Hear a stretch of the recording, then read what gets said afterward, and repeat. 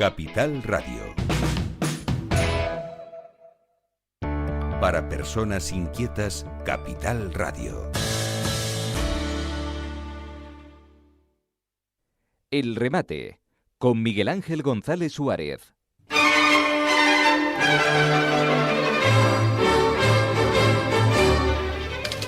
Bueno, seguimos aquí ya en la recta final, nos queda media horita para terminar este programa y conectar con Pepe Rodríguez en Gran Canarias para que continúe el programa. Estamos en Icós de los Vinos, siempre conmemorando el Día Mundial del Turismo, que es el próximo 27 de septiembre, dentro de las jornadas turísticas que hace el CIT de Icós de los Vinos, que tiene unas amplias jornadas desde hoy. Hoy comienzan el pistoletazo de salidas, hoy con este programa especial desde Icós de los Vinos hasta el 4 de octubre, un programa amplio de actividades que ha organizado el CIT de Icós de los Vinos. Bueno, vamos a hablarle de otro lugar obligatorio. En Icós hay varias cosas obligatorias. Pues ya hemos dicho que es obligatorio el Drago, evidentemente. Es obligatorio la Casa del Plátano, es obligatoria la Cueva del Viento, y hay algo obligatorio que mucha gente no conoce, yo tengo la suerte de conocerlo, que es el Museo Sacro, y para ello vamos a hablar con uno de los investigadores locales sobre el Museo Sacro, Miguel Delgado. Buenos días. Buenos días. Cuéntanos primero, ¿dónde está el Museo Sacro? Que obviamente está en la iglesia. Obviamente está en la iglesia. Sí. Y además, es verdad que una de las cosas que se pasa por alto cuando se visita Icós, tú acabas de nombrar una serie de atractivos del pueblo y hasta tradiciones, porque está hablando de cuestiones materiales, pero también inmateriales, patrimonio inmaterial, pues se habla de San Andrés, Allito, San Juan. Sí. Pero el museo siempre normalmente se pasa por alto, porque se vincula a lo que es la iglesia. La gente, hay inclusive gente de Icós, personas de Icós, que lo desconocen. Me parece sorprendente. Qué curioso, sorprendente, pero así, además. El Museo de Arte Sacro, ten en cuenta que se funda el precursor de muchos de los museos de Canarias, de arte sacro, de orfebrería, y cosas vinculadas con la iglesia, ¿no?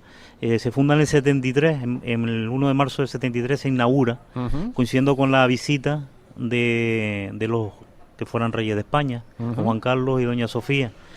Por ejemplo, el Museo de Arte Sacro de la Concepción de la Orotava es del 2007, es más reciente. Este es el precursor de muchos de los museos que hay en Canarias, como te repito. Y alberga, si quieres, vamos a ir detallando, vamos a ir diciendo bueno, algunas hay que de las decir, joyas. ¿Está abierto todos los días? Sí, bueno, normalmente, salvo, igual me equivoco, los sábados y los domingos, pero entre semanas está abierto, desde las 10 hasta las 6 de la tarde, por el personal, digamos, que trabaja en la librería eclesiástica de la iglesia, pues es la que te da acceso. Una módica entrada, creo que de 2 euros así, y te da la oportunidad de visitar lo que es el museo y después un recorrido por la iglesia, y últimamente se ha incorporado la visita a la torre de la iglesia. La torre de la iglesia tiene ese atractivo, la de la laguna la conocerás, me imagino, de la Concepción.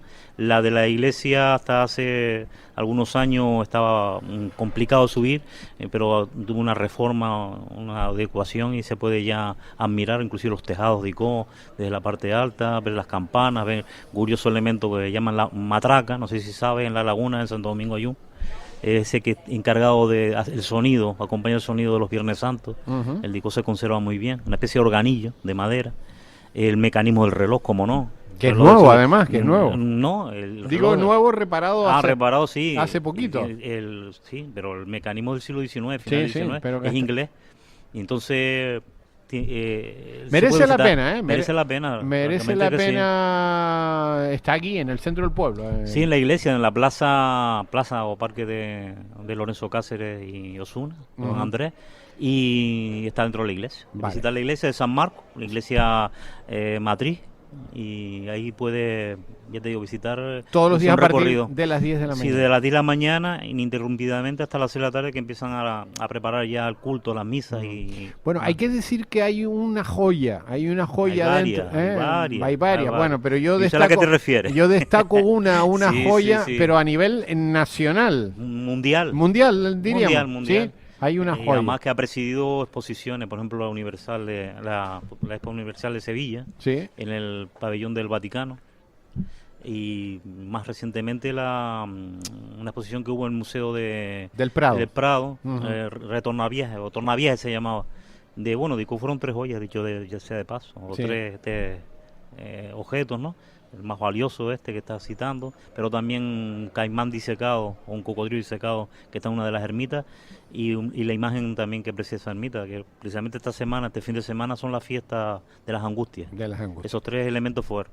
Sí, Bueno, sí, vamos a hablar del primero. Estamos la hablando Cruz de Plata. La Cruz de Plata. Es la Filigrana. Cruz de Plata Más importante y filigrana mayor del mundo. del mundo. Sí. Sí, estamos hablando pues de una cruz de un porte como de 2 metros aproximadamente de altura y un peso casi de 50 kilos en filigrana, sí bordado, para que la gente se haga una idea. Es como el que borda un paño para Pero la aquí, mesa, plata. pero en plata. Mm. Y fue hecha, el orfebre que la hizo fue en Cuba, en La Habana, Jerónimo de Espellosa, aragonés, de Huesca, por encargo de un hijo de Icó, que fue deán de la Catedral de La Habana, don Nicolás Esteves Borges.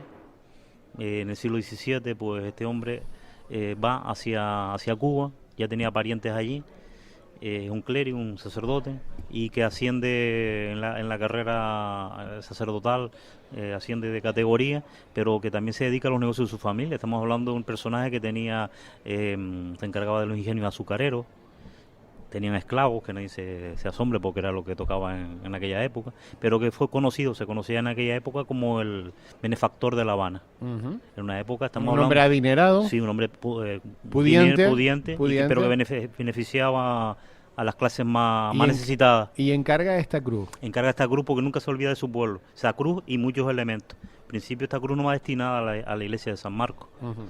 sino va destinada a la capilla, una capilla privada.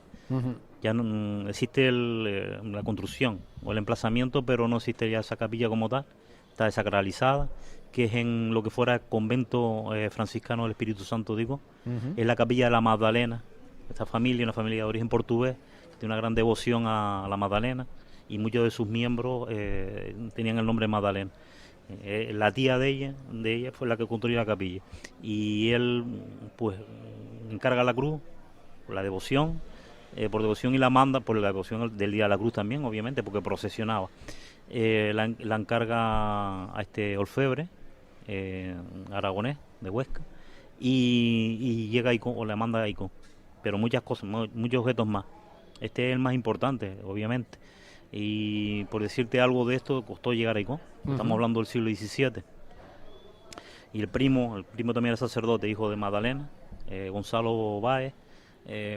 Siempre estaba apremiándolo para que mandara cuanto antes la cruz, pero él se quejaba en épocas en que España estaba en guerra con otras potencias, con Inglaterra, con Francia, con Holanda, y habían piratas en el Caribe, Claro. y estaban pendientes de esos envíos que se hacían de los puertos españoles al territorio español, y él decía que más o menos lo que venía a decir, que ahora eran tiempos peligrosos, corrían tiempos peligrosos, y que había que esperar a que se calmara la cosa porque podía perder la joya esa, Claro. evidentemente.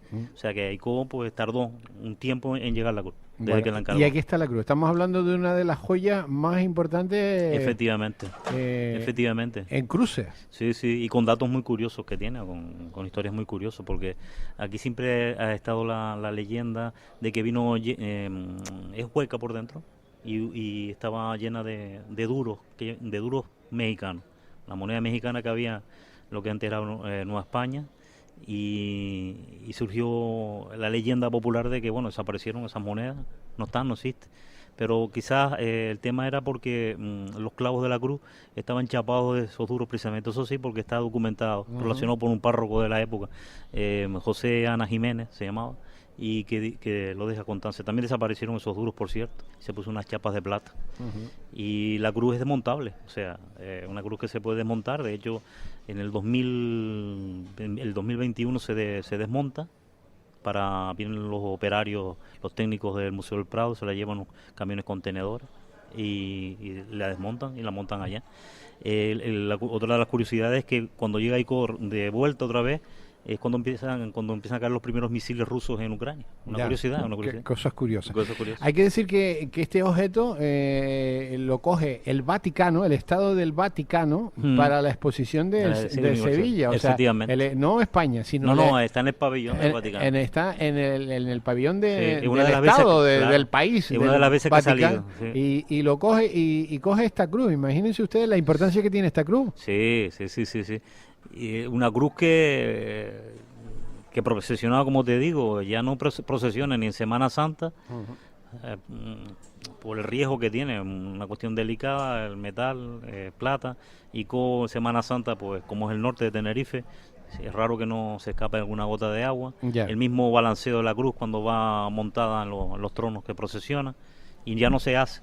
Pero el origen de la cruz es para la procesión del Día de la Cruz. Bueno, pues hay que venir al Museo de Arte Sacro a ver esta cruz. ¿Qué más cosas hay ahí históricas? O sea, curiosa, porque, a ver, el Museo de Arte Sacro tiene dos apartados. Uno que está al mismo nivel que la iglesia propiamente dicha, que es el que está dedicado, fue el primero que se inaugura, para orfebrería y ornamentos sagrados, y después está la planta baja, que son para esculturas que ya no están al culto, inclusive quedan restos del antiguo convento de las monjas Bernardas, las monjas cistercienses, que ardió en 1798, aquí hay algunos elementos de eso, hay cuadros, hay, en fin, otra serie de cosas, ¿no? Ese se inauguró a posteriori, pero en el de orfebrería y ornamentos hay, por ejemplo, una custodia donada en el siglo XVIII, vino también de La Habana,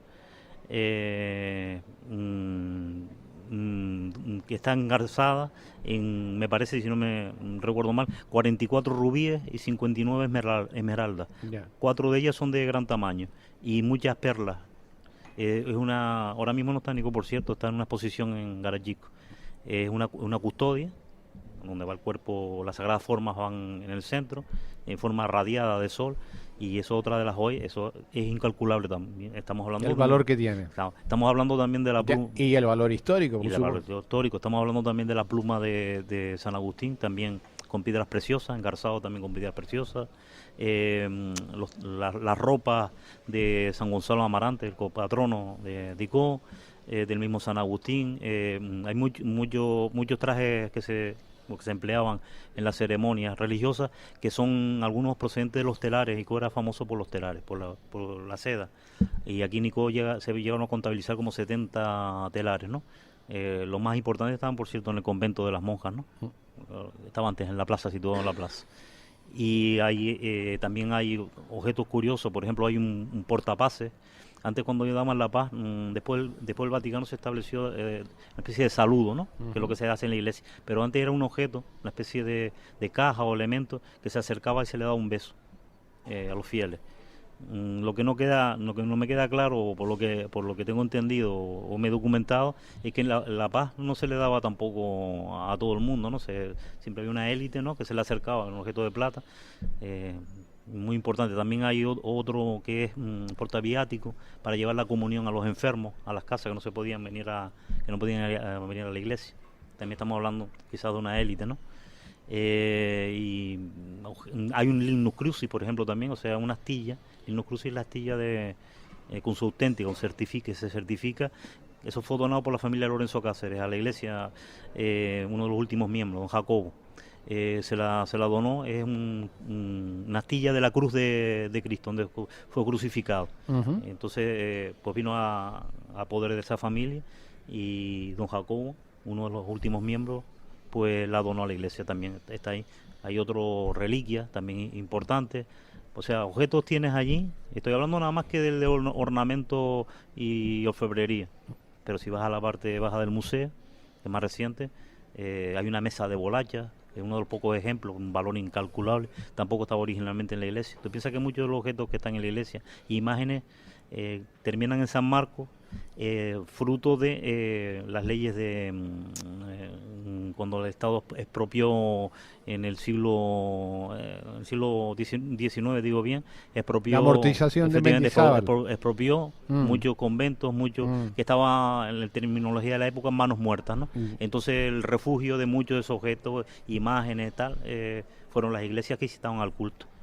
Digamos que San Marcos en una determinada época se nutrió de de todos esos elementos. Bueno, importante, Museo de Arte Sacro. Sí. Es algo que pasa totalmente desapercibido. Sí, claro. Ujú. Y ya te vuelvo a repetir lo del principio. O sea, es que mucha gente dijo, Ujú. a mí me ha pasado, ¿no? A lo mejor me piden que organice una excursión o alguna visita y mucha gente ni ha subido a la torre. Gente, digo, paisano Sí. a mí, gente que conozco toda la vida. Y se sorprende y dice, "Ve, pero esto lo teníamos aquí". Pero es lo que pasa, lo cercano, lo que tienes al lado normalmente pasa más desapercibido. Normalmente pasa siempre, o sea... Eso hace.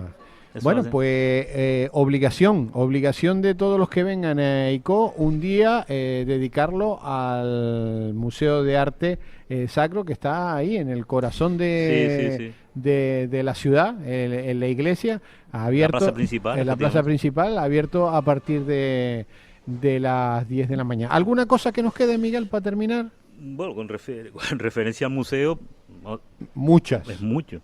Y ya te he citado lo más lo más destacado. relevante que me llega a la cabeza ahora en primera instancia. Ya. O sea, invitarlos. Tanto al que viene de fuera como al icodense que no lo conozca, que vaya, porque se va a sorprender. Además lo tienen muy bien montado, muy agradable, muy asequible. Y invitarlo tanto al forastero como al paisano y el propio oriundo de Ico de los Vinos. Bueno, Museo Sacro, apúntenlo en la agenda cuando vengan a ICO, es obligatorio a partir de las 10 de la mañana, está abierto todos los días el Museo Sacro, menos los fines de semana. Los fines de semana por cuestiones litúrgicas, ¿no? En Sí, misa y eso. por la no, iglesia. Efectivamente. Bueno, pues aprovechen, se dan un saltito durante... Claro, se toman un cortadito, un cafecito en el kiosco tan hermoso de la plaza que tenemos. Sí, que es muy mágica que esa muy mal. plaza. Quedan poquitos en el norte Sí. y en el sur no sé. Arafo creo que hay uno, ¿no? Sí, Sigue estando y poquito. poco más. Pero un sitio mágico, esos sitios mágicos, esos sitios rincones bonitos. Miguel Delgado, gracias por ilustrarnos, No. por recordarnos, por llamar la atención de algo que está ahí, que tiene tanta importancia, que tiene elementos que son la Cruz de Plata, la más importante del mundo, Sí, está aquí en Ico de los Vinos, y que de esas cosas no nos acordamos. Que tengas buen día y Lo gracias mismo, por acercarte un ratito a hablarnos aquí de las cosas bonitas de Ico. Pues nada, gracias a ustedes por contar conmigo. Bueno.